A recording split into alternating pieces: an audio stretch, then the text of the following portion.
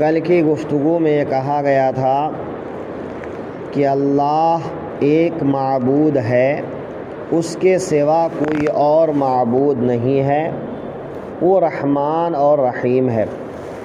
اب آگے اللہ تعالیٰ کی کچھ قدرت کا بیان ہوتا ہے، کچھ صفات کا بیان ہوتا ہے۔ ان فی خلق السماوات والارض، بے شک آسمانوں اور زمین کے پیدا کرنے میں۔ کل کہا گیا تھا کہ اللہ تعالیٰ اپنی صنعت میں تنہا ہے، کوئی اس کا شریک نہیں ہے۔ اب دیکھیے، کعبہ معظمہ کے گرد مشرکین کے 360 بت تھے جنہیں وہ معبود اعتقاد کرتے تھے۔ انہیں یہ سن کر بڑی حیرت ہوئی کہ کوئی معبود صرف ایک ہی ہے، اس کے سوا کوئی معبود نہیں۔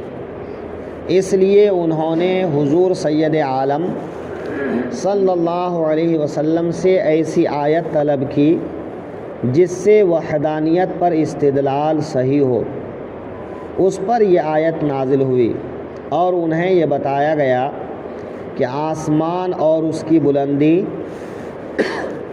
اور اس کا بغیر ستون اور علاقہ کے قائم رہنا اور جو کچھ اس میں نظر آتا ہے، آفتاب، مہتاب، ستارے وغیرہ، یہ تمام، اور زمین اور اس کی درازی اور پانی پر مفروش ہونا اور پہاڑ، دریا، چشمے، معادن، جواہر، درخت، سبزہ، پھل اور شب و روز کا آنا جانا، گھٹنا بڑھنا، کشتیاں اور ان کا مسخر ہونا، باوجود بہت سے وزن اور بوجھ کے روئے آب پر رہنا اور آدمیوں کا اس میں سوار ہو کر دریا کے عجائب دیکھنا اور تجارتوں میں ان سے بار برداری کا کام لینا اور بارش اور اس سے خشک اور مردہ ہو جانے کے بعد زمین کا سرسبز و شاداب کرنا اور تازہ زندگی عطا فرمانا اور زمین کو انواع و اقسام کے جانوروں سے بھر دینا جن میں بے شمار عجائب، حکمت ودیعت ہیں۔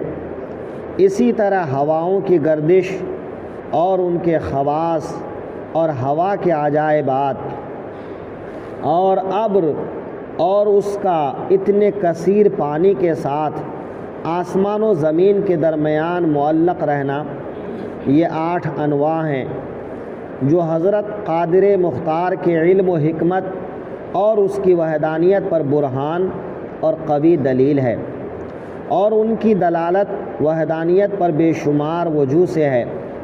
اجمالی بیان یہ ہے کہ یہ سب امور ممکنہ ہیں اور ان کا وجود بہت سے مختلف طریقوں سے ممکن تھا، مگر وہ مخصوص شان سے وجود میں آئے۔ یہ دلالت کرتا ہے کہ ضرور ان کے لیے موجد ہے، قادر و حکیم، جو بمقتضائے حکمت و مشیت جیسا چاہتا ہے بناتا ہے، کسی کو دخل اور اعتراض کی مجال نہیں۔ وہ معبود بالیقین واحد و یکتا ہے، کیونکہ اگر اس کے ساتھ کوئی دوسرا معبود بھی فرض کیا جائے تو اس کو بھی اس مقدورات پر قادر ماننا پڑے گا۔ اب 2 حال سے خالی نہیں، یا تو ایجاد و تاثیر میں دونوں متفق الارادہ ہوں گے یا نہ ہوں گے۔ اگر ہوں تو ایک ہی شے کے وجود میں 2 مؤثروں کا تاثیر کرنا لازم آئے گا، اور یہ محال ہے، کیونکہ یہ مستلزم ہے معلول کے دونوں سے مستغنی ہونے کو اور دونوں کی طرف مفتقر ہونے کو، کیونکہ علت جب مستقلہ ہوں تو معلول صرف اسی کی طرف محتاج ہوتا ہے، دوسرے کی طرف محتاج نہیں ہوتا، اور دونوں کو علت مستقلہ فرض کیا گیا ہے تو لازم آئے گا کہ معلول دونوں میں سے ہر ایک کی طرف محتاج ہو اور ہر ایک سے غنی ہو، تو نقیضیں مجتمع ہو گئیں، اور یہ محال ہے۔ اور اگر یہ فرض کرو کہ تاثیر ان میں سے ایک کی ہے تو ترجیح بلا مرجح لازم آئے گی، اور دوسرے کا عز لازم آئے گا ہونے کے منافی ہے۔ اور اگر یہ فرض کرو کہ دونوں کے ارادے مختلف ہوتے ہیں تو تمانع و تطارد لازم آئے گا کہ ایک کسی شے کے وجود کا ارادہ کرے اور دوسرا اسی حال میں اس کے عدم کا، تو وہ شے ایک ہی حال میں موجود اور معدوم دونوں ہوں گی یا دونوں نہ ہوں گی، یہ دونوں تقدیریں باطل ہیں۔ تو ضرور کہ یا موجودگی ہوگی یا معدوم، ایک ہی بات ہوگی۔ اگر موجود ہوئی تو عدم کا چاہنے والا عاجز جو الہ نہیں رہا، اور اگر معدوم ہوئی تو وجود کا ارادہ کرنے والا مجبور رہا، الہ نہ رہا۔ لہٰذا ثابت ہو گیا کہ الہ ایک ہی ہو سکتا ہے، اور یہ تمام انواع بے نہایت وجوہ سے اس کی توحید پر دلالت کرتے ہیں۔ اس میں بہت سے ایسے الفاظ بیان ہوئے جو عام طور پر سمجھنا بہت مشکل ہے۔ آسان طریقہ پر یہ سمجھیے کہ پچھلی آیت میں کہا گیا تھا کہ معبود ایک ہے، تو مشرکین نے کہا اس پر کوئی دلیل دیجئے، تو دلیل کے طور پر یہ آیت اللہ نے اتارا۔ کیا اتارا؟ ان فی خلق السماوات والارض واختلاف اللیل والنہار والفلک التی تجری فی البحر بما ینفع الناس، بے شک آسمانوں اور زمین کی پیدائش اور رات اور دن کا بدلتے آنا اور کشتی کے دریا میں لوگوں کے فائدے لے کر چلتی ہے، اور وہ جو اللہ نے آسمان سے پانی اتارا، وما انزل اللہ من السماء من ماء، اور وہ جو اللہ نے آسمان سے پانی اتار کر فاحیا بہ الارض بعد موتها، مردہ زمین کو اس سے جلا دیا، وبث فیہما من کل دابۃ، اور زمین میں ہر قسم کے جانور پھیلائے، وتصریف الریاح، اور ہواؤں کی گردش، والسحاب المسخر، اور بادل کا مسخر ہونا، بین السماء والارض، آسمان اور زمین کے بیچ میں، لآیات لقوم یعقلون، حکم باندھا ہے ان سب میں عقل مندوں کے لیے ضرور نشانیاں ہیں۔ تو اب دیکھیے کہ اس آیت میں کیا کہا گیا کہ دیکھو آسمان اور زمین کا پیدا کرنا، ایک آسمان کو لے لیجئے تو آسمان کے پیدا کرنے میں آپ کو کہیں کوئی نقص نظر نہیں آئے گا، جبکہ آپ جہاں تک دیکھ سکتے ہیں آسمان ہی آسمان نظر آتا ہے، لیکن اس آسمان کے نیچے کوئی کھمبا نہیں ہے۔ جبکہ آپ ایک چھت کو اگر رکانا چاہتے ہیں، ایک شامیانہ رکانا چاہتے ہیں، تو اس کے نیچے آپ کو کھمبے لگانے ہوتے ہیں۔ تو ایک انسان، ایک مخلوق، یعنی اللہ کے سوا جب کوئی کسی چیز کو لٹکانا چاہتا ہے تو اس چیز کے لیے کوئی نہ کوئی سہارا ہونا چاہیے، کہ یا تو نیچے سے اوپر کی طرف رکھنے والا ہو، یا پھر اس کے کونے بندھے ہوئے ہوں، یا اوپر کی طرف سے باندھ کر اسے لٹکایا گیا ہو۔ اب آسمان کو دیکھیں، نہ تو اوپر کوئی سہارا ہے نہ نیچے، پھر یہ آسمان بغیر کسی سہارا کے اپنی جگہ پر قائم کیسے ہے نا؟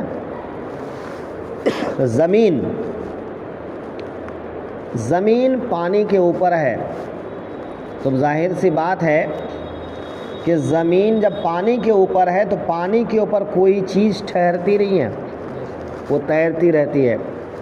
تو چاہیے یہ تھا کہ زمین ہمیشہ ہلتی ڈولتی رہے، تیرتی رہے، لیکن زمین ہلتی ڈولتی نہیں ہے، تیرتی نہیں ہے۔ کیوں؟ کہ بھئی اس زمین کو قائم رکھنے کے لیے جگہ جگہ اللہ تعالیٰ نے پہاڑ کی کیلیں ٹھوک دی، ایسے پتھر لامحدود طریقے سے بنا دیے کہ زمین جتنی کھودیے پتھر ہی پتھر ملے گا. اب زمین کھسک نہیں سکتی، زمین ہل نہیں سکتی، تو یہ پتھر کی کیلوں کے ذریعے سے زمین کو ٹھہرا دینا. اچھا اب اس زمین میں دیکھیں آپ، کہیں زمین پتھریلی ہے، کہیں زمین ریگستان ریت والی ہے، کہیں زمین کیچڑ ہے، کہیں پانی ہے، کہیں مکان بنانے کے لائق ہے اور کہیں مکان بنانے کے لائق نہیں ہے، دلدل ہے. کہیں انسان رہ سکتا ہے، کہیں انسان نہیں رہ سکتا، کہیں کھیتیاں اگ سکتی ہیں، کہیں نہیں اگ سکتی ہیں. تو اس زمین ہی کو دیکھیے، یہ الگ الگ قسم کی جو زمین ہے، اس زمین کا پیدا کرنے والا کون ہے نا؟ کہ اسی زمین میں اناج بھی اگتا ہے، پیڑ پودے بھی ہیں، پہاڑ بھی ہے، پتھر بھی ہے، معدنیات بھی ہے. اسی زمین کے نیچے سے سونا، چاندی، کوئلہ، نمک، ہیرے جواہرات سب نکلتا ہے نا؟ تیل، پٹرول، ڈیزل سب کچھ نکلتا ہے. تو یہ کون ہے جو زمین کے اندر ایسی بیش قیمت چیزوں کو چھپا کے رکھا ہے نا؟ تو کوئی نہ کوئی تو ہوگا. اب اگر اللہ کے علاوہ کوئی اور ہو تو ظاہر سی بات ہے کہ یا تو دونوں کسی بات پر اکٹھے ہو جائیں گے کہ ہاں یہ کام کرنا ہے، یا اختلاف ہوگا، کوئی کہے گا کرنا ہے، کوئی کہے گا نہیں کرنا ہے. اکٹھے ہو گئے تو دونوں خالق، دونوں مالک، اور دونوں کا خالق اور مالک ہونا باطل ہے. اور اگر دونوں میں اختلاف ہوا تو یا تو اس کی بات صحیح ہوگی یا اس کی بات صحیح ہوگی. اگر اس کی صحیح ہوئی، اس کی صحیح نہیں ہوئی تو یہ عاجز ہوا، اور جو عاجز ہوتا ہے وہ اللہ نہیں ہو سکتا. اگر اس کی صحیح ہوئی تو اس کی نہیں ہوگی تو یہ عاجز ہو جائے گا، پھر یہ الہ نہیں ہوگا، معبود نہیں ہوگا. تو ایک سے زیادہ الہ ماننے میں بہت سی خرابیاں ہیں. تو ذرا دیکھیے کہ زمین و آسمان، اور اسی طرح دن اور رات، دن گزرتا ہے، رات آ جاتی ہے، کہیں دن چھوٹا ہے رات بڑی، کہیں رات چھوٹی ہے دن بڑا. اب دیکھیے کہ اس دن میں بھی جب رات کا اندھیرا چھٹتا ہے، دن کا اجالا پھیلتا ہے، تو ایک بار کی نہیں ہو جاتا ایسا، دھیرے دھیرے دھیرے دھیرے دھیرے دھیرے پھر رات ہونے لگتی ہے تو اندھیرا دھیرے دھیرے دھیرے دھیرے چھاتا ہے. تو ایک اندازے سے یہ سب کچھ ہو رہا ہے، اور ہمیشہ یہی سسٹم ہے، کبھی کچھ بدلتا نہیں ہے. تو یہ کون کر رہا ہے نا؟ کوئی ایسا ہو جو دن رات کے بارے میں جانتا ہو، اس پر قدرت رکھتا ہو، اس پر اس کی حکومت چلتی ہو، اور ہمیشہ ایک اندازے کے مطابق کرتا ہو. کوئی انسان ایسا نہیں کر سکتا، کوئی مخلوق ایسا نہیں کر سکتا. آج آپ 2 روٹی کھاتے ہیں، کل 3 کھاتے ہیں، صبح خالی چائے پیتے ہیں، کبھی صبح 3 روٹی کھا لیتے ہیں. بھئی آپ کو کبھی بھوک لگتی ہے، کبھی نہیں لگتی ہے. آپ کے دل دماغ میں کبھی کوئی چیز آتی ہے، کوئی چیز نہیں آتی ہے. آپ ایک ہی کام کو الگ الگ ڈھنگ سے کرتے ہیں. لیکن آج یہ دن رات کے پیدا ہونے کے کتنے سال ہو گئے، کتنی صدیاں گزر گئیں. دن رات کا جو پیمائش اور اندازہ ہے وہ ہمیشہ ایک جیسا ہی ہے، کبھی وہ نہیں بدلا ہے نا؟ کبھی وہ بدلتا ہی نہیں ہے. کبھی ایسا نہیں ہوا کہ دن کی جگہ پہ رات آ جائے، رات کی جگہ پہ دن آ جائے، ہے نا؟ الٹ پھر کبھی نہیں ہوا. تو ایک سسٹم سے یہ کون چلا رہا ہے؟ وہی ہے جو اس کا خالق اور مالک ہے نا؟ اسی طرح سے دیکھیے دریا میں کشتی چلتی ہے. ایک تو کشتی کی بناوٹ اور اس کا وزن، پھر اس پر مال، پھر سمندر کا پانی، پھر سمندر کی موج اور طغیانی. ان سب کے باوجود کشتی ایک کنارے سے دوسرے کنارے تک پہنچتی ہے. یہ کون پہنچاتا ہے؟ یہ ڈوب جانا چاہیے، ٹوٹ جانا چاہیے، ختم ہو جانا چاہیے، لیکن بہت کم ایسا ہوتا ہے.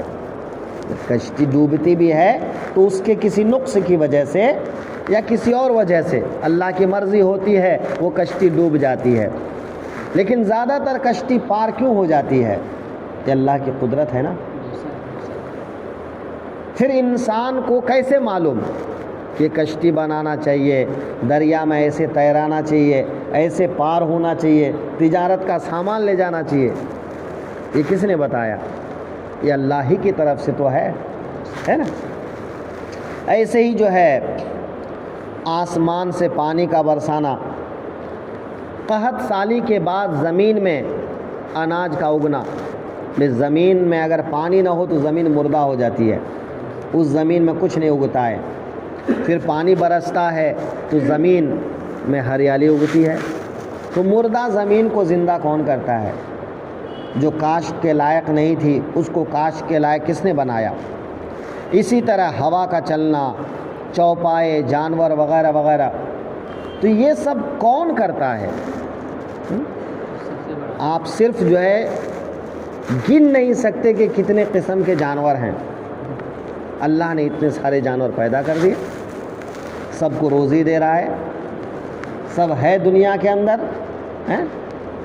ایک انسان کے انگوٹھے کا جو نشان ہے وہ دوسرے انسان کے انگوٹھے کے نشان سے ملتا نہیں ہے۔ ہے کوئی ایسا بنانے والا؟ کمپنی اگر کوئی چیز بناتی ہے تو ایک ہی ماڈل، ایک ہی سائز کی ہزاروں چیز بناتی ہے، ہر چیز کو الگ کر دے، ہر پیس الگ ہو جائے۔ ایسا ہوا ہے؟ کروڑوں انسان پیدا ہوئے، اربوں خربوں پیدا ہوئے، نہ جانے کتنے پیدا ہوئے، کتنے مر گئے، کبھی دو انسان کے انگوٹھے کا نشان ایک نہیں ہوا اور نہ ہوگا۔ ایسا کیسے ہو رہا ہے؟ وہ کتنا قادر ہے نا۔ تو زمین میں یہ جانور، ہواؤں کا چلانا، بادل کا بغیر کسی سہارے کے زمین اور آسمان کے بیچ میں اڑتے رہنا، جبکہ بادل میں پانی بھی ہے، تو یہ سب کچھ کون کر رہا ہے؟ یقیناً اللہ۔ اگر ان میں غور کرو تو وہی ذات ہے جو عبادت کے لائق ہے، اس ذات کے علاوہ کوئی اور عبادت کے لائق نہیں ہے۔ تو جو تم کو اتنی ساری نعمتیں دے رہا ہے، اس کو چھوڑ کر تم اپنے ہاتھ سے بنائے ہوئے بتوں کو پوجتے ہو، یہ تمہارے لیے لائق نہیں ہے۔ تو مکے والوں کو اس حکمت کے ساتھ میں دعوت دیا اور سمجھایا کہ ایک معبود ہے، ایک الہ ہے، اور اس کی دلیل یہ سب ہے۔ یہ جو چیزیں ہیں ان چیزوں پہ تم غور کرو، تمہارے پاس تو عقل ہے نا، تم اپنی عقل سے ان چیزوں پہ غور کرو، پھر دیکھو کہ وہ کتنی قدرت والا ہے۔ پھر اس قدرت والے کو چھوڑ کے تم ایسے کو پوجتے ہو جس کے پاس کوئی قدرت نہیں ہے۔ تم جہاں چاہو اس کو اٹھا کے رکھ دو، جہاں چاہو اس کو پھینک دو۔